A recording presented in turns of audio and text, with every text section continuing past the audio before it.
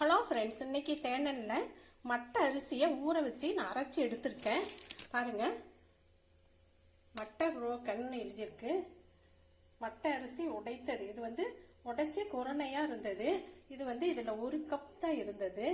இதை ஊற வச்சு இதோட பாசி பயிறு 1/4 டம்ளருக்கு கொஞ்சம் அதிகமாக இதையும் சேர்த்து 1 மணி நேரம் ஊற வச்சு நல்லா அரைச்சி எடுத்து வச்சுருக்கேன். இதோட புளிச்ச தயிர் இதில் ஒரு 1/2 கப் இருந்தது. 1/2 கப்பு சேர்த்து ஒன்றா உப்பு போட்டு கலந்து எடுத்து வச்சுருக்கேன். ஒரு 1/2 மணி நேரம் இதை அப்படியே வச்சுருந்தேன். இப்போ இதுக்கு வெங்காயம் கொஞ்சம் கட் பண்ணி வச்சுருக்கேன். கருவேப்பிலை கொஞ்சம் கட் பண்ணி வச்சுருக்கேன். இதோட பாருங்கள், முடக்கத்தான் இலை நல்லா ஃப்ரெஷ்ஷாக பக்கத்துலேயே கிடச்சிச்சு. இதை நான் எடுத்து கழுவி சுத்தம் பண்ணி எடுத்து வச்சுருக்கேன். இதுக்கு பேரே நல்ல முழங்கால் வலி, இடுப்பு வலி, எல்லா வலியும் இது போக்கும். இதுக்கு பேரே அதான் முடக்கத்தான் இலை. பாருங்கள், இதையும் நல்லா பொடியாக கட் பண்ணி எடுத்துக்கலாம். இது எல்லாத்தையும் இந்த மாவில் சேர்த்துடலாம்.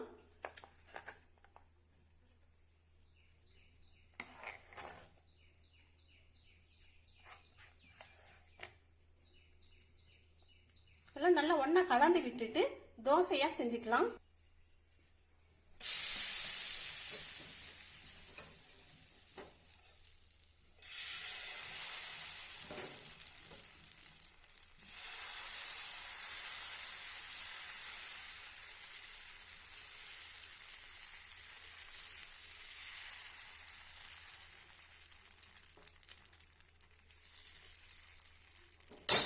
எண்ணெய் கொஞ்சமாக விட்டுக்கலாம். குட்டீஸ்ங்களுக்குலாம் நெய் கூட நம்ம விட்டுக்கலாம். அப்படியே வேகட்டும். ஒரு சைடு வெந்துருச்சு. இப்போ திருப்பி போட்டு எடுத்துடலாம்.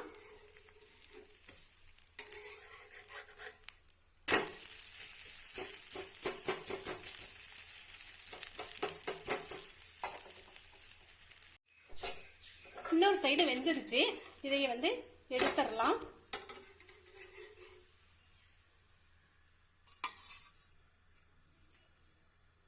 இன்னொன்று ஊற்றி எடுத்துடலாம்.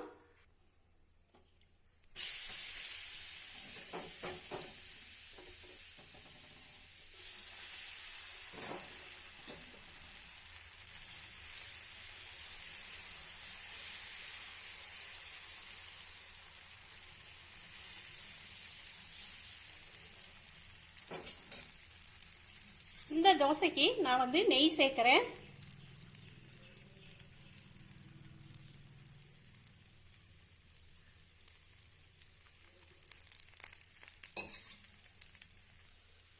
ஒரு சைடு வெந்துருச்சு. இன்னொரு சைடு திருப்பி போட்டுடலாம்.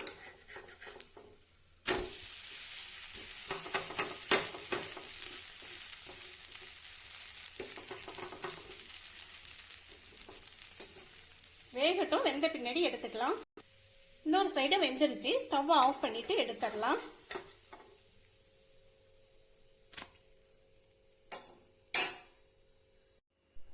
இந்த முடக்கத்தான் இலையை எப்படி கொடுத்தாலும் பெரியவங்கல இருந்து சின்னவங்க வர சாப்பிட மாட்டாங்க. இது மாதிரி தானியங்களோட மட்டை அரிசி, பாசி பயிறு இதெல்லாம் உடம்புக்கு ரொம்பவே நல்லதும் கூட. இதை அரைச்சி இது மாதிரி இதில் சேர்த்து செஞ்சு கொடுத்தா ரொம்ப ஆரோக்கியமானது. இந்த வீடியோ பிடிச்சிருந்துச்சுன்னா லைக் பண்ணுங்க, ஷேர் பண்ணுங்க, கமெண்ட் பண்ணுங்க. இதுவரை சப்ஸ்கிரைப் பண்ணாதவங்க சப்ஸ்கிரைப் பண்ணுங்க. பக்கத்துலேயே இருக்கிற பெல்லையும் ஆளுங்கிற ஆப்ஷனையும் டச் பண்ணுங்க. நன்றி.